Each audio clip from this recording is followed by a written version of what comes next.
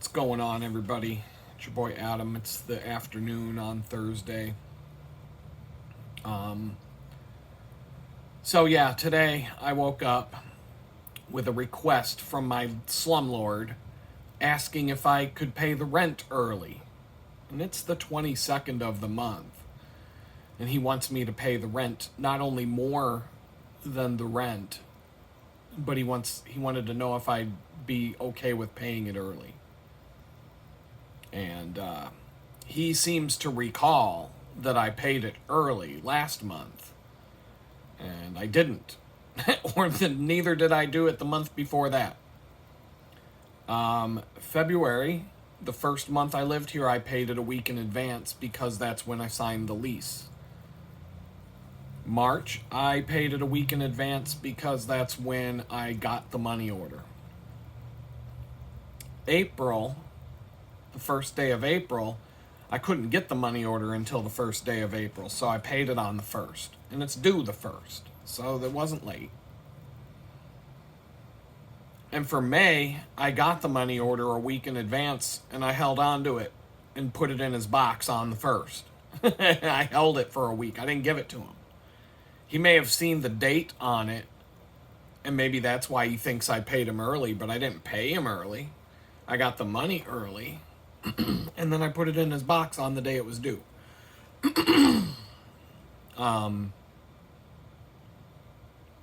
So I made up my mind that I will let him know that I'm leaving at the end of the month, and I have different reasons for that. I think it would just be in my best interest overall, based on whatever he's going to do to retaliate against me for doing it, that I give him written notice. So I'll send him, but I'm going to put a professional written notice together and send it via text message and print it out and send it through the mail. And send it to his email address.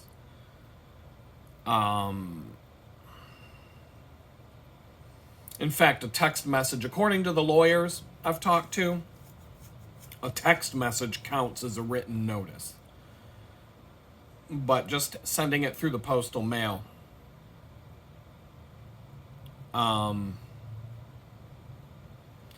because he didn't provide hot water for 3 months, he is demanding an increase in the rent halfway through the lease term. So he's done all kinds of things to make it's legally valid for me to cancel the lease without owing him any more money.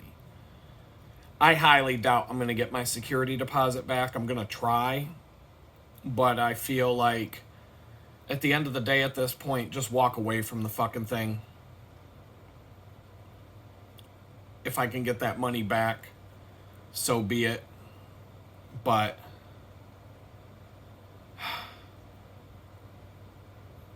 I'm just going to have to figure out what to do next. There are lots and lots of things I can do, and I just want to get away from this situation. So that's my plan for the day, and so that's swirling around in my head. Once again, it's almost impossible to concentrate on it. I got to get the fuck away from this dirtbag piece of shit before I can concentrate on anything in life. Like, once again, it's just another, I dedicated an entire video to this, plus parts of a few other videos. But I do believe that God wanted me to see that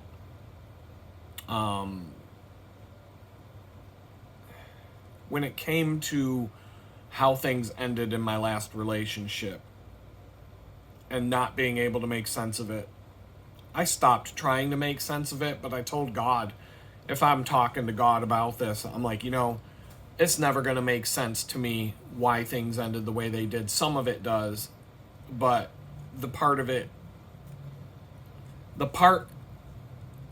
aspect of why would somebody stick around and have your back for closing in on 20 months and telling you every single day, I can't wait to have you back in my life again.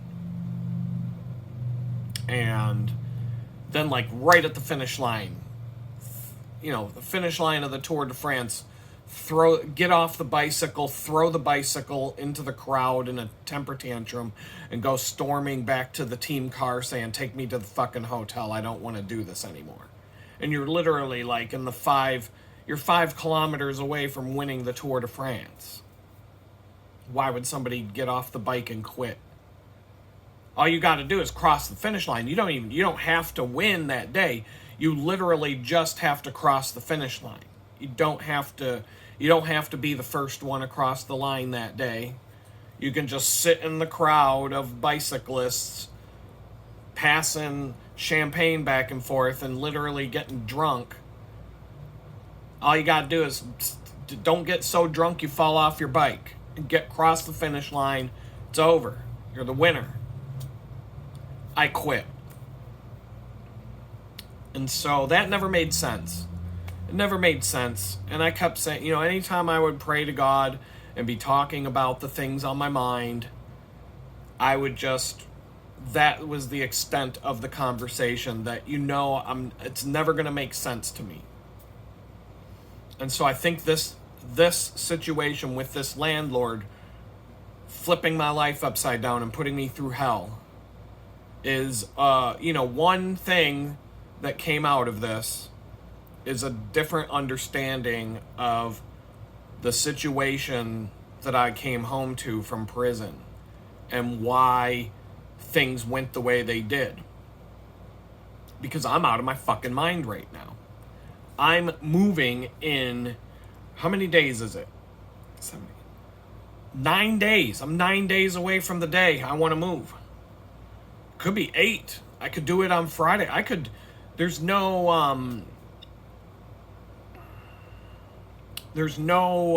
what do you call it?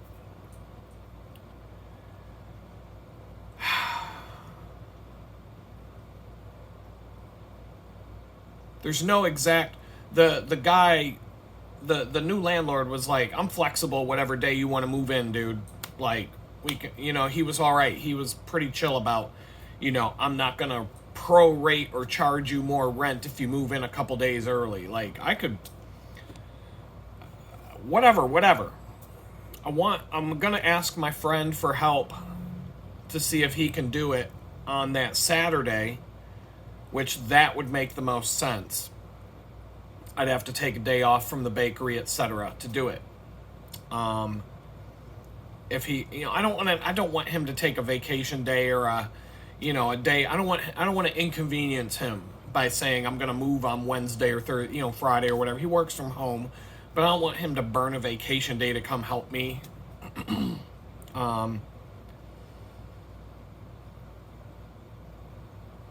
And I know I'm going to need a day or two next week to just pack and get organized.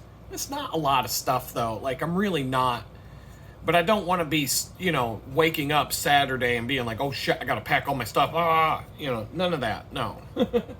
That's kind of how I moved out of my friend's house. I didn't have all of my stuff unpacked. There was a lot of it in a garage, boxed up and in, like, a pile.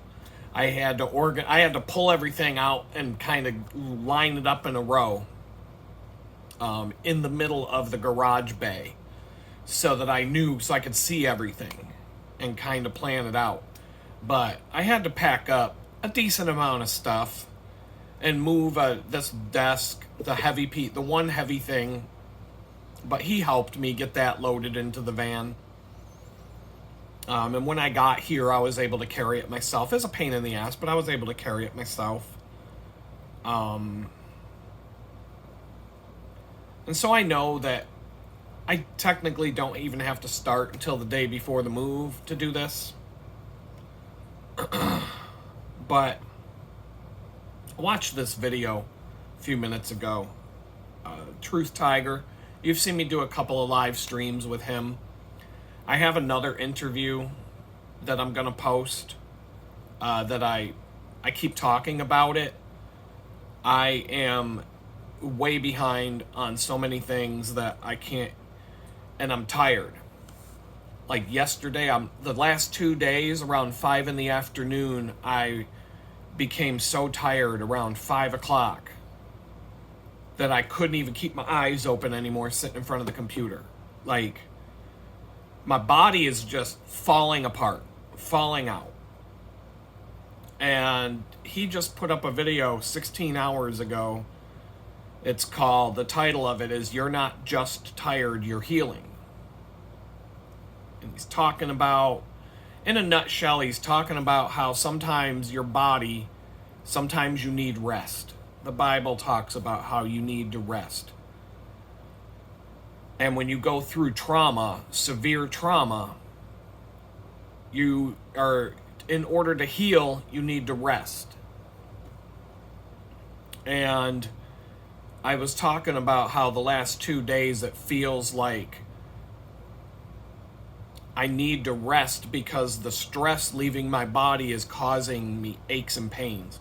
Like, I'm achy right now. I did not wake up this way. I did not wake up with aches and pains and body pain. And now that it's like almost 2 in the afternoon, I'm starting to just ache. Like, just, I can feel, it just feels like lactic acid. My whole body is full of it. And just like a bag of toxicity. With a bag of bones with toxicity just flowing through me.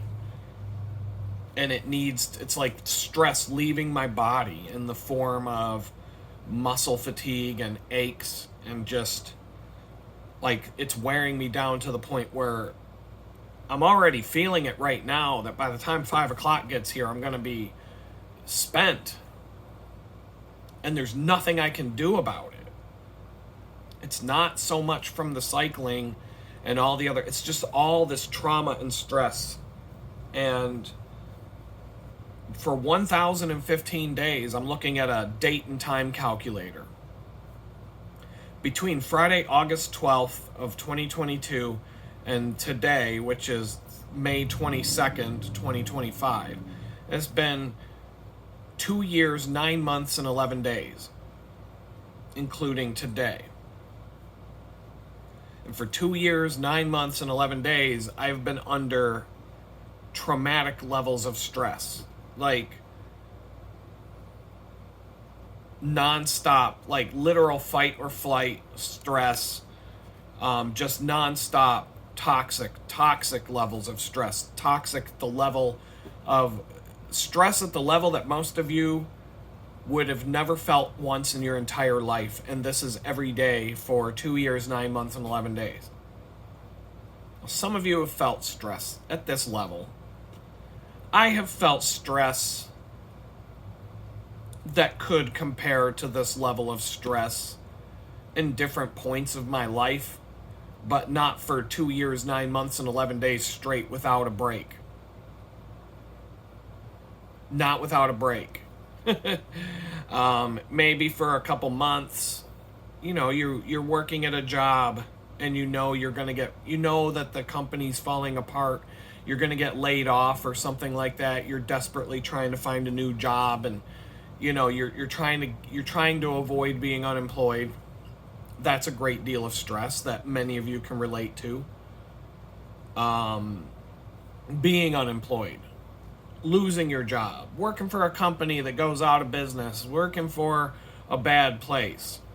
Maybe you even made a mistake and got fired for it. Whatever.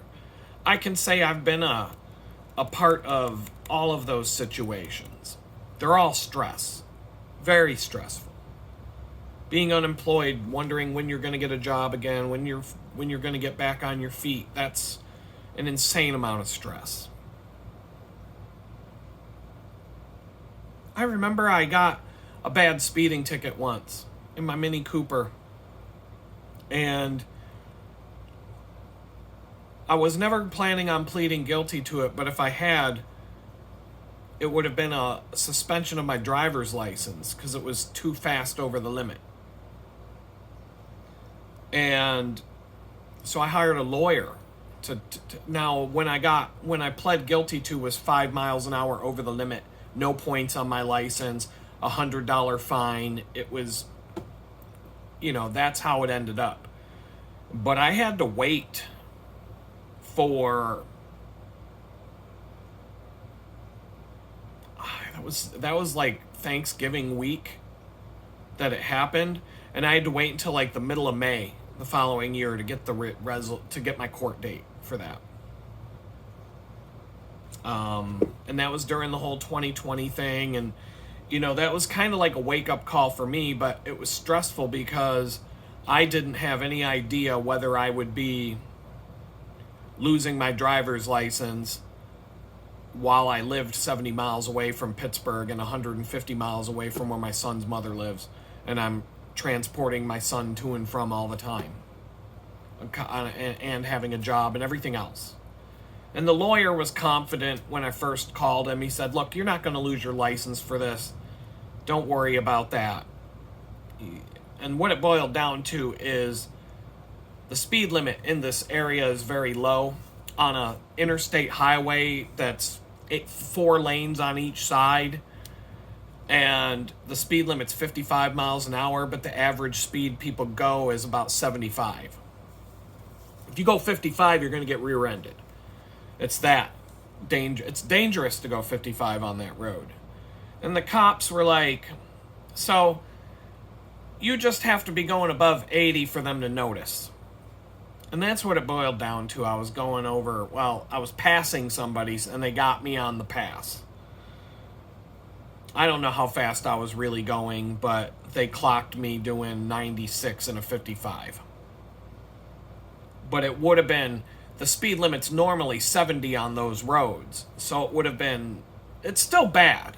No, don't get me wrong, it's bad. But they dropped it down to 5 over the limit. One of the Pittsburgh Steelers, Antonio Brown, got a speeding ticket going 98 in a 45 in a Porsche 911 on a road with traffic lights and stuff. And when I saw that he went from, this reckless driving charge going 98 in a 45 in a Porsche 911 on a road with traffic lights and pedestrians and stuff. He got his dropped down to like 10 over the limit or 15 over. He got it dropped down to like a certain amount over the limit, and he got 2 points on his driver's license. That should have been an automatic. Like, he should have lost his driver's license for a year at least, based on if he had gotten convicted of that. And so I saw that news article, and I sent it to my lawyer, and I'm like, if Antonio Brown, if the famous Pittsburgh Steeler, can get this reduced, I guess, where do you see my case going? And he goes, don't worry about it. He's like, I can't predict anything, but don't worry about it. It's not going to be as bad as you think. And I go into the court, and it was virtual court over a Zoom meeting because of the thing. And, 5 minutes later, the judge made the cop come to the hearing in person. So he delayed the hearing by all this waiting for the cop to show up, because the cop wasn't there. And that would have got me off completely. That would have got my charge dismissed if the cop didn't show up. So the judge called the police station and made the cop come down. And because I think the judge didn't want to dismiss it, is what it boiled down to. He didn't want me to completely get away with it. And so the cop shows up, and then after the cop,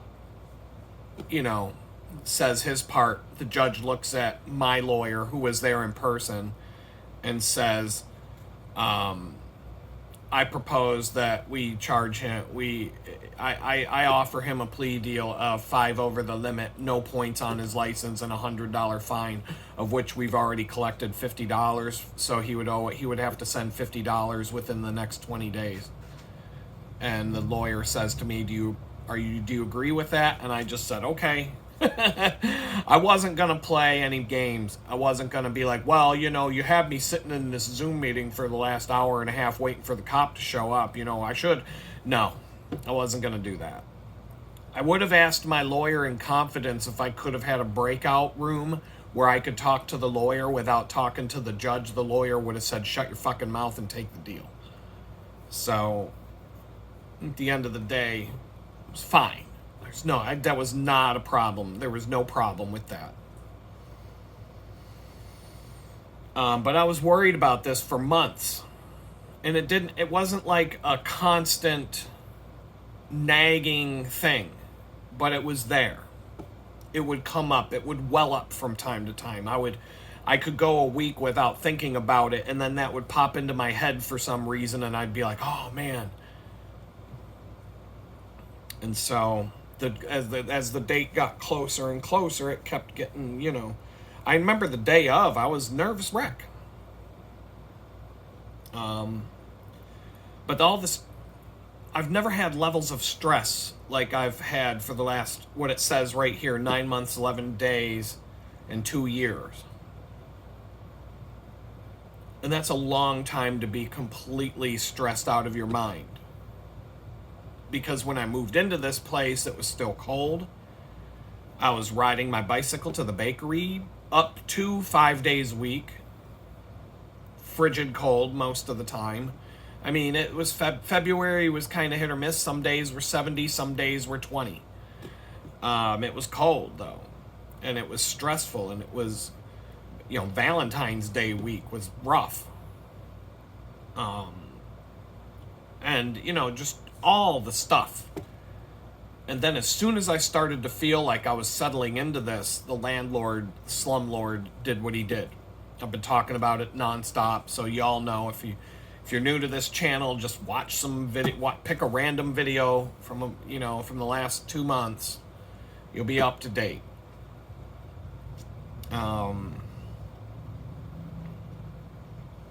But it's hitting me hard, and I think the day, as soon as I wrote that check, gave it to the new landlord, it hit me like I came home with like this daze. Like, I'm starting to feel like maybe this is my first foray into getting rid of this toxic level of stress. Because I've never been comfortable in this tiny dump. I've never been comfortable here. There's a great number of reasons for that. I'll get into that, and I'll do a video dedicated to the whole story, beginning to end, of this place. And then I probably won't talk about it much more. I might bring it up from time to time if it comes in, for some reason it needs to be talked about, or just illustrating a point or whatever. But it's going to be a dead horse as the first of the month. And unless this landlord wants to play games after I move out and start retaliating and coming after me and threatening me and wanting to take me to court or something. And I'm ready for that if he does, but I just want to go away. I just want to go away and never think about this again. I think that's what's best for me. I talked about in other videos what I could do, and there's more to it. But I just don't care. Like, I just don't care enough to go pursuing those things and keeping this as a part of my life. I would rather walk away and never think about this place again. And just, it's like when you end a bad relationship, it stings for a while, and then you just move on and you stop thinking about it. I bring up certain things about my past relationships, of the last one that I had, for, to illustrate certain points or to tell you a story. And one of the stories is, once again, I'm just going to reiterate that I kept saying to God, ever since it happened, that I will never understand why things ended, why they went the way they went. I can understand certain aspects of it, anybody could. But everybody who hears the story It doesn't make sense. And everybody's got their theories, and we all know what those theories are. I talked about that in great detail in a recent video. But aside from any of that, just not being able to understand what's going on or why things went the way they did, now I'm in a situation where this guy has put me under so much unbearable stress that it does make sense now. Because my ex was going through the same thing. 2 different landlords were shaking her down illegally, doing all kinds of crazy shit at the same time. That in itself is kind of mind-boggling, that it happened. Not just one landlord, but both landlords were doing it at the same time. Like, spiritual warfare is a real thing, and Satan knows how to dig in and attack you in ways that you would never anticipate. And, I look at that relationship. There was a whole, we were talking about wanting to go to church together and dig deeper into that. And, I don't think, the devil don't like to hear those things. And so what could he do to get his claws in there and attack and make it so those things don't happen? Well, he did what he did. And I believe that there was an aspect of spiritual warfare at that. When the 2 landlords simultaneously attacked her right after we had just been talking about wanting to start going to church and do that kind of stuff together. All of a sudden, boom, attack, boom, attack. But now I know what the attacks must have felt like to an extent, because I'm going through it myself. I'm dealing with it myself. Not having a hot shower, not having hot water in my apartment for 3 months. The landlord threatening to throw me out at the end of a month if I wouldn't pay an increase in the rent. He's constantly playing games and making threats and doing all kinds of shady things. Things I haven't even talked about yet, that are just so beyond fucking crazy that it's a toxic level of stress. And you've all seen, I guarantee you I could go back to like the last video of March and see a different face and a different demeanor than what I've had since April 3rd, when the dude started threatening me and doing all the things that he's been doing. I feel way different. And the level of toxicity and stress has been more since April 3rd, when he did that, than it was when I was homeless. And I feel that. I feel more stressed out. And just signing this check over to pay for my new place on Sunday, it gave me a peace. It gave me it just allowed me to let go of a lot of stress. And that stress leaving my body, I feel it right now. I feel it leaving. And it's the same feeling you would get if you played, if you had 2 soccer matches on a Saturday. How do you think you're going to feel on Monday if you ran for 90 minutes straight during both games? Sliding and slide tackling and shoulder checking and kicking and pivoting and maybe twisting your ankle a couple of times where it kind of hurt, but then it went away. And then you're wondering Monday why your ankle hurts so bad. And then you're like, oh yeah, I remember I took a bad step. Like, getting smacked in the face with the ball, falling on your elbow, plowing into a couple of players and knocking them on their ass because you're fat and they're not. Just all the, 90 minutes in the morning, and then a game in the afternoon, another 90 minutes when you were already destroyed from the first game. How do you think you're going to feel on Monday? That's what I feel like right now. And I did not push myself on Monday with the cycling. On my bike ride home on Monday, I turned the pedals. I did not put any force into the pedaling. that's about a 14 mile an hour pace. 20 mile an hour pace is I'm throwing down the hammer and hitting it hard. 14 is I'm I'm sitting on a bike and spinning my legs and just getting it's like walking. That's the difference between walking and running, I guess. Instead of running home, I walked home. In terms of the heart rate and the pace and the level of effort you're putting in, it's about the level of effort of a walk. The level of effort of a run would be me going 20 miles an hour or more as an average speed. That would be a pretty intense ride, just that extra 5 miles an hour.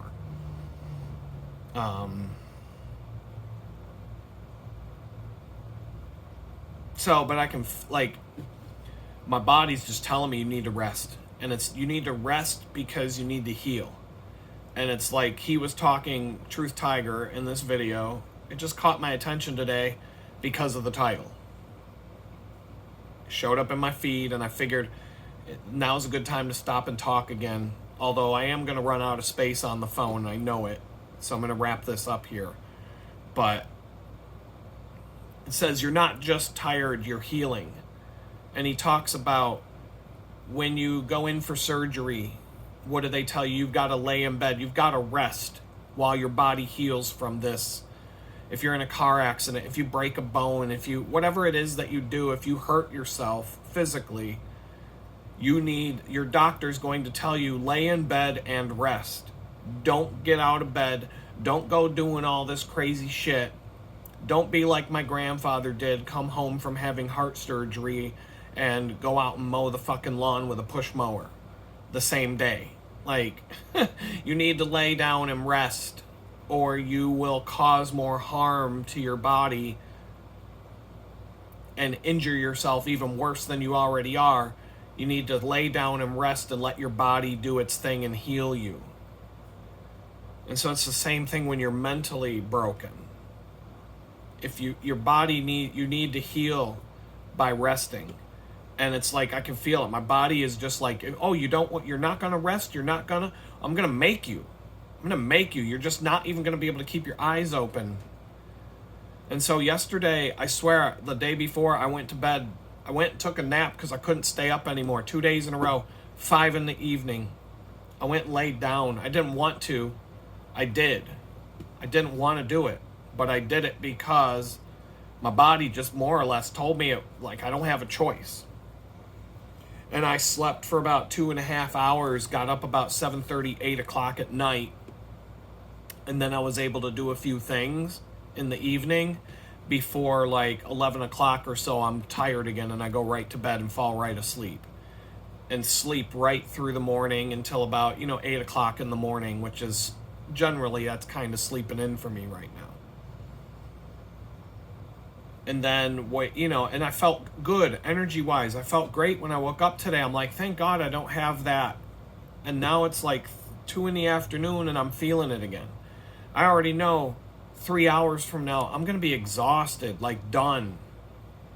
I might force myself to go grocery shopping today just to get sunshine and get out of the house and go for a walk and see if that helps. But I don't know. And it's almost like I'm more exhausted and more tired now that I found a place to live and I'm getting ready to move. My body's just ready to crash and burn.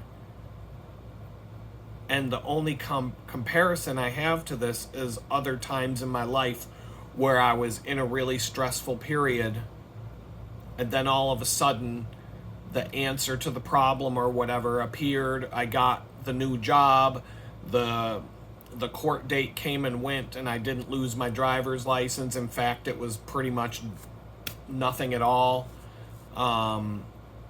Whether it was a diagnosis that you were worried about, maybe, just different, whatever it was. dropping off your vehicle at the repair shop thinking you're going to be spending $1,000 or more and finding out it's a $50 part and it'll be done this afternoon and it's going to be about $150. You know what I mean? Like a repair that you thought was going to be wicked expensive, but you could still drive your car. So you drove your car all the way up until you got paid, and you knew you could, okay, if it's going to be at least $1,000, I can at least pay for it, you know. And you do your research and you look at what could this problem be, and you try to brace for it. And it turns out it's not what you looked up. It's not what you did. The research you did was wrong. It was just some small thing. And it ended up costing, I remember when I saw the drip coming down from my Jeep Liberty from the transmission, I was pretty much like, this is the one I won't be able to pay for, and I'm going to have to trade this vehicle in. It was a gasket on the bottom of the transmission pan. It needed to be replaced. Transmission was probably overdue on service. Pulled the pan, put a new gasket in, replaced it, changed the fluid, boom, it's done. $150 it cost. I was expecting it to be super expensive. You know, things like that. But there are times where I've been going through a major stress period in my life, and then when the stress is gone, when the stressful situation is resolved, whatever, I feel more exhausted and more tired and more strung out in certain physically than I was when I was going through the stress. And I think it's because your body finally figures out, okay, now it's time to heal. And in order to heal, I'm going to put you to sleep. You're going to go sleep. You're going to go rest this off. One of the things that I used to do when I had a stressful 2019. I started out a very toxic job on the first day of the year, and I quit after 3 months without having something lined up. Something fell into place. I've told the stories on this channel about that period of time, but it was still stress the whole year because it was just this whole unknown and everything was just messed up. And it was stressful. It was hard to focus. And I would do lots of fun things. I spent the summer doing fun things with my son. I had ways of dealing with the stress that I don't have even now. But it was a stressful period of time in a lot of different ways. And I found a new job, and it was a good job, and it was a full-time job, and it was a remote job. I could work from home, and it was perfect. And in order to set my mind straight, I went on a 3-week trip, at which I broke my arm on the 3rd day of the trip.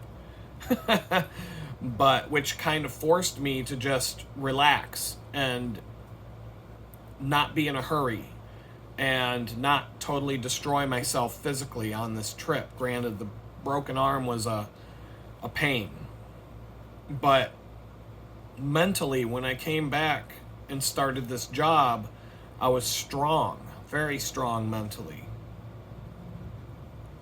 And it was like some of my most productive times, are coming back from stress, but after getting a proper amount of rest, then all of a sudden it's like the mind just snaps back and comes back stronger than it was.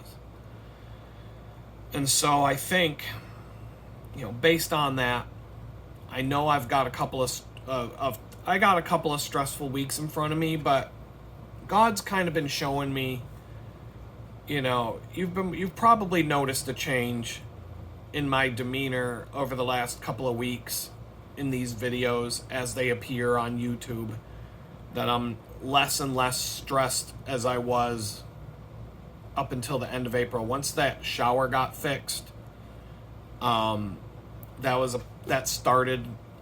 started coming back slowly from that point. But, just little things that I keep worrying about don't come to pass. And so, like, today was no exception of having new things to worry about. But God just keeps telling me, stop worrying about anything that's outside of your control, number one. And how many times do I got to show you that the thing that you're worried about doesn't come to pass? The thing that you're worried about, I was worried about things on Sunday, 3 different things, none of them came to pass. I'm worried about things today. I was worried that a recruiter ghosted me. Not only did I not get ghosted, I got a text message last night asking if I'm available for an interview tomorrow, Friday. I said I'm free all day Friday. Now, I haven't received a response back, but she told me specifically that the reason why they're being kind of flaky is because they're interviewing for a whole nother job, like software developer, enterprise architect, some sort of role that has, it's not nothing to do with what I do, but it's a different role.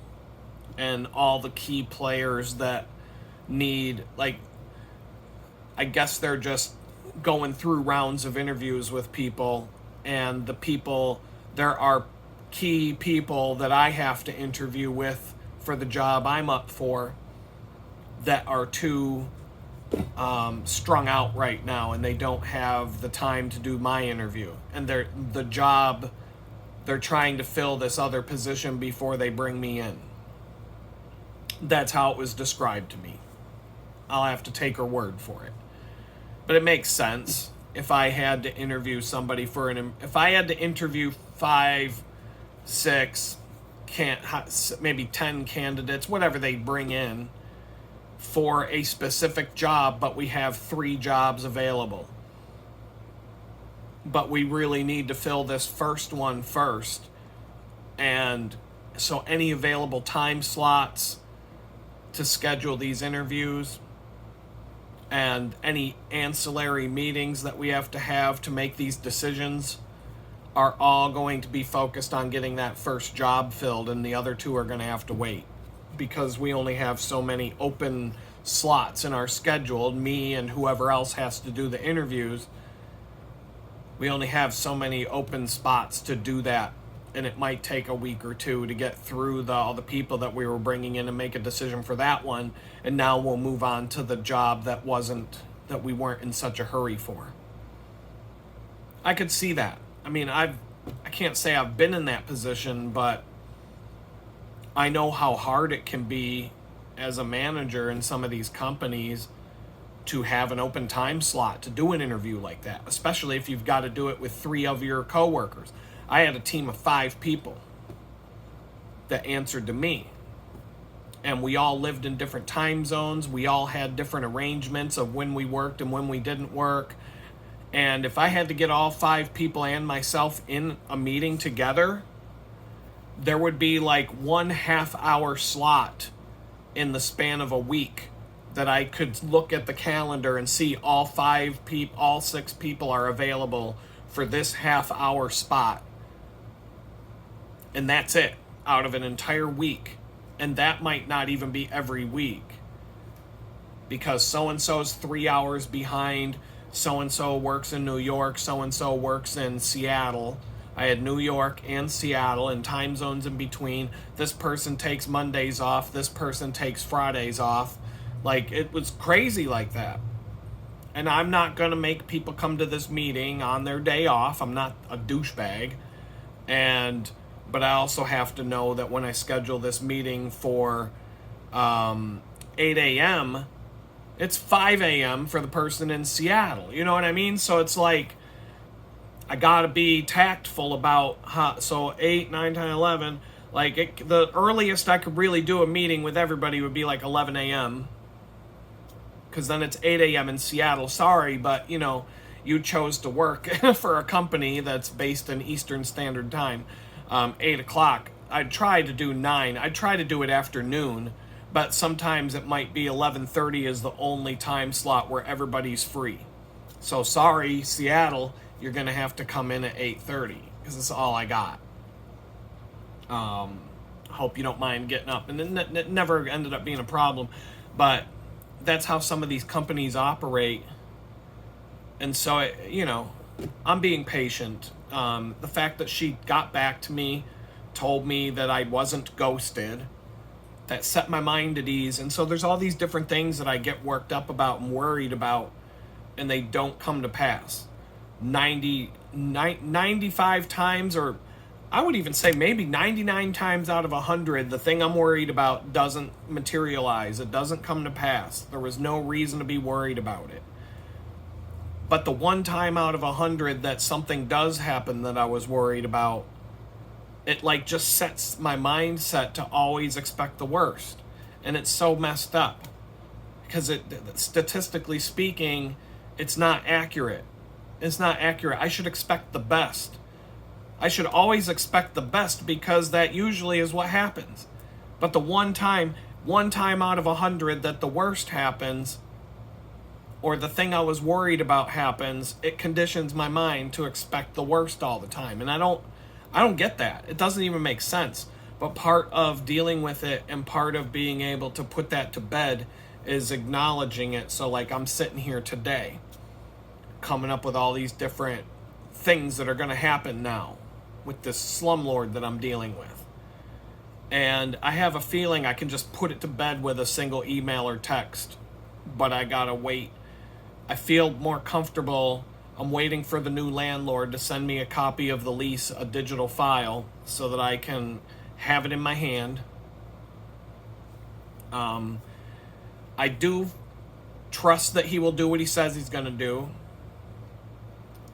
When he deposited the check that I wrote him, he wrote in the note field on the check that it was for June 2025 rent plus 1/2 security deposit. He wrote a note on there for what the check was for. I forgot to put the note field down. You don't have to put a note on a check to make it legit. But he put that in the notes. So that further backs up if he does anything shady or were to just disappear and not, respond and leave me hanging. I have a canceled check that went to his bank account that he wrote on it what it was for. So, you know what I mean? It just was like, okay, this is real now. This is real. Whatever you're worried about, stop worrying about it. I just feel like I'm going to wait a little longer because he's supposed to send me the lease today. And that bothers me that I haven't seen the lease and I've already paid. But a lot of landlords do that. This landlord here, when I came to pay, he shoved the lease in front of me right at the same time I paid. And I had time to just glance through it. But I didn't get time to actually read it.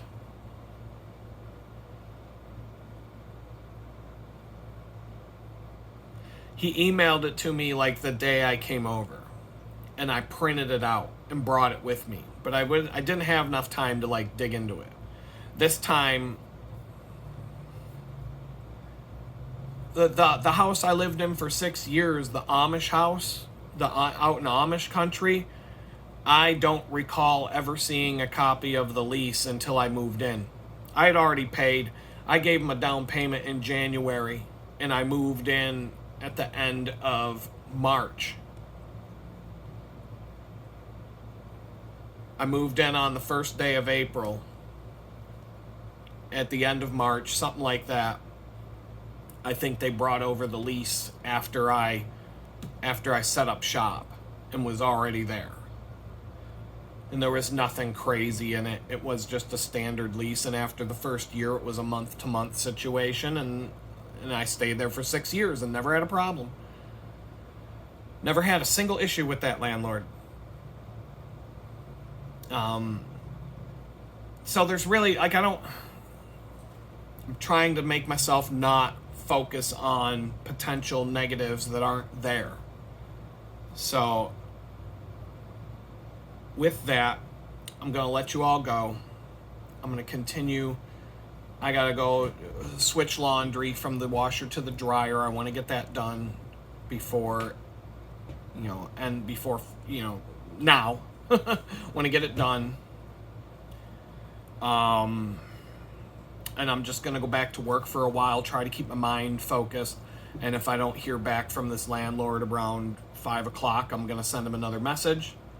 Say, hey, can you send me that lease? And I'll give him a reason why. But I'm not expecting anything crazy at this point. I don't have a reason to. The guy hasn't given me a reason to. In fact, okay, so the new landlord, he did that to the check. He said he was going to put in a fridge and a stove. The stove was there. The fridge wasn't. He said the fridge was. He said he has the fridge. They just haven't moved it in. I don't know where it is, but they haven't put it in yet. He needed, 2 people to lift it or whatever. I don't know. I don't know where it is, but he says it's there. I don't have any reason not to believe him. He said he has to finish putting a shower head on the shower. The thing's sitting right there. The knob. The thing that he needs to do for the shower is sitting right there. It just hasn't been done. And he said he's putting in a new water heater, which he didn't tell me about that. He said he's putting in a full-size water heater, and he pointed, and it's right there. I was looking at it. It was sitting right there waiting to be installed. And there's a water heater there right now, so I can still take a bath or a shower when I move in. It's all he's got to do is switch it. He offered to split the security deposit over the first 2 months so I wouldn't have to pay it up front. That was a major factor in me choosing to move there, to tell you the truth, because I was looking at the numbers and I'm like, just being able to save half of the security deposit gives me, it kept my bank account from getting too train wrecked, for lack of a better word. It kept my bank account from getting whacked too hard between now and the end of the month. And then next month I'll worry about, getting that next big payment out to him. But I think it's all going to work out. I'm not worried about it. But just the fact that he offered to do that, I feel like he's going to be fair and a decent guy to deal with. I mean, he's given me evidence to show me that he is probably a decent guy. The place itself is in good condition. It's well built. It's not perfect, but it's not bad at all. It's just, we'll see what it looks like when I move in. And I might even go take a peek sometime. I might go take a peek and get the keys from him earlier than, like, maybe next weekend I'll take a scoot over there, meet up with him with a signed copy. I'll come up with some excuse to come meet him, signed copy of the lease or whatever, and make a copy, and we sign it, and it's, and then I can get the keys from him, and then I can just go over there when I want. I could check to make sure things are getting done and the fridge is there, and I don't want to move in and have no fridge, but I don't think he's going to do that. So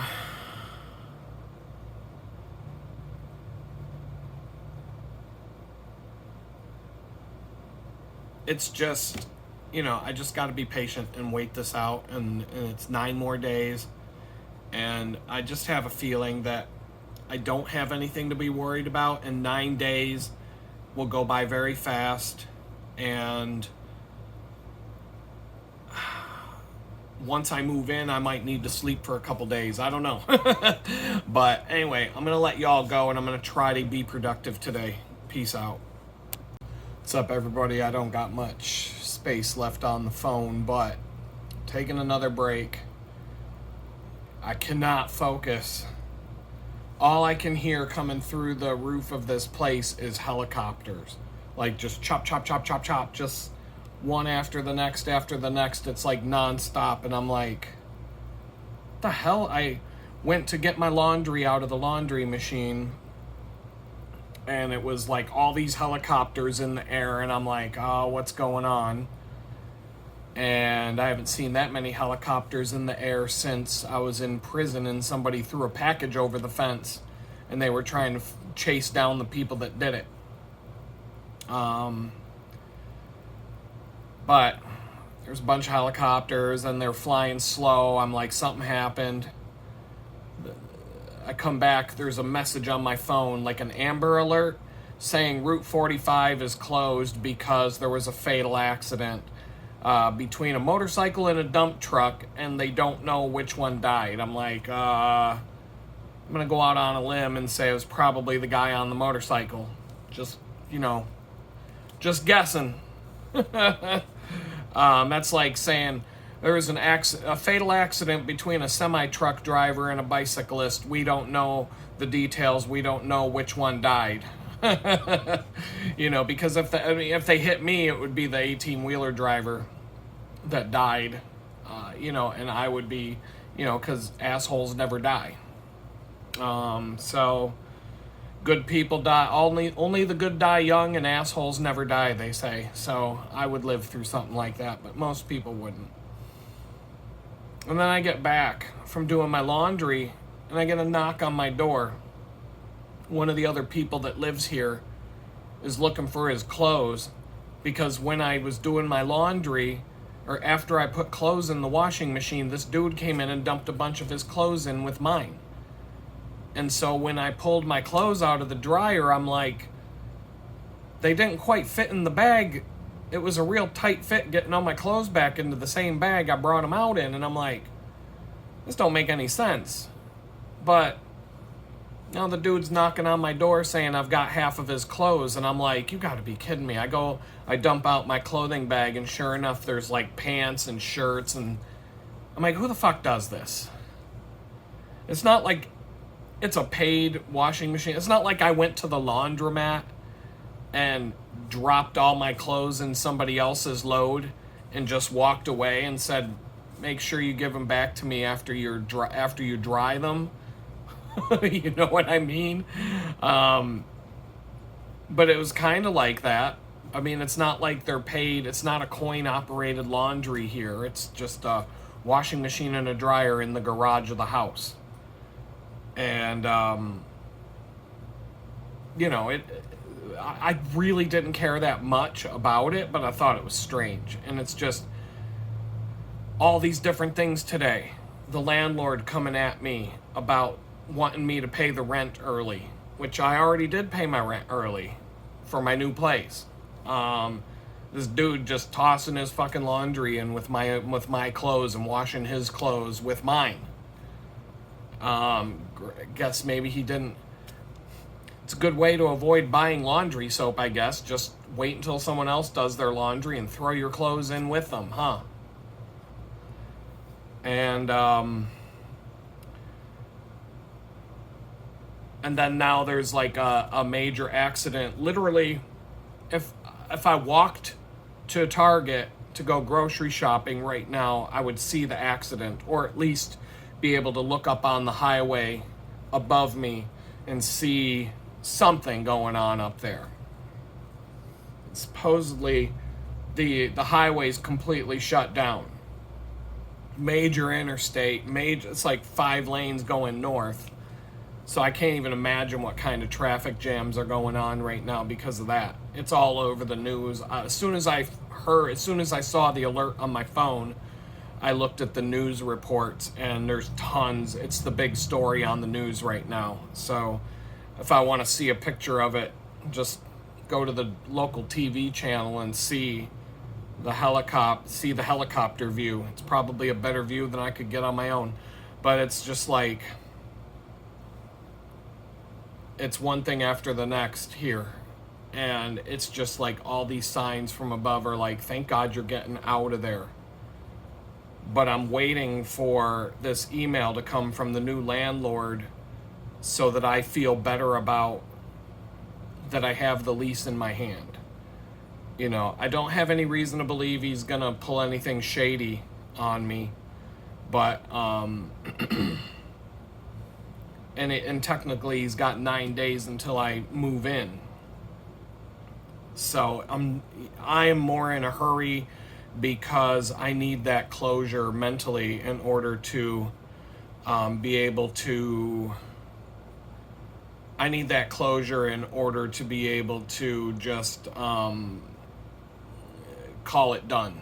Let's just call it that. I need to be able to call this finished and actually feel like it's done, and have that in my hand and start letting people know that need to know.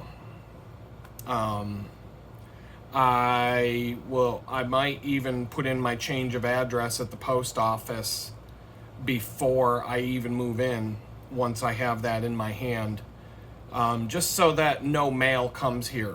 I mean, nothing important's ever going to come here again, because I don't really get mail in the first place. I've had just a few things, and any important mail that would come this way, I would already have switched to the new place before I even leave here, be it banks, things like that.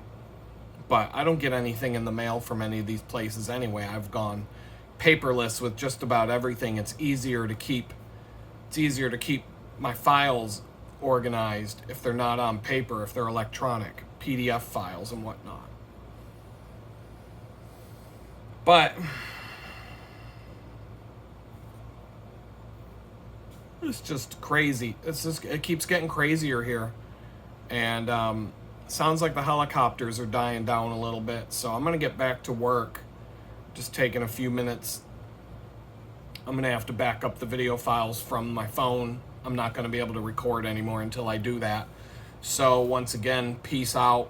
And I'll just keep stringing them along until, once you start seeing these videos populate YouTube channel multiple times a day, it's going to basically be because everything is moving forward with the move and at a rapid pace or whatever, and I want to get all these videos up on the channel before, so I can go back to doing them more like real time, and come up with some new way of doing everything once I'm settled in. So just, bear with me. Some of you don't care. Some of you are really angry about the fact that I'm telling you what day the video was recorded instead of just pretending it was today.